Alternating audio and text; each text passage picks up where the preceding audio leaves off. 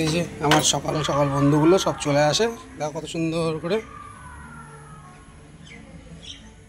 এদেরকে ওই জায়গাটার মধ্যেই খেতে দিই।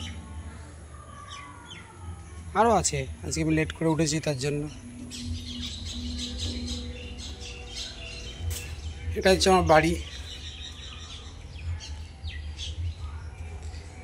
চারিদিকে কগজল হয়ে গেছে। এবার আবার সেই ইচ্ছাগুলো পূরণ করবো, গাছগুলো লাগানোর, যেগুলো লাগাতাম না বন্ধ করে দিয়েছিলাম। আজকে মহালয়ের সকালবেলায় একটু ঘুম থেকে লেট করে উঠলাম। এই যে ওরা খাওয়া দাওয়া করছে। আমার বাড়ি বেশি দূর না, জাস্ট এই সামনে মেন রোড।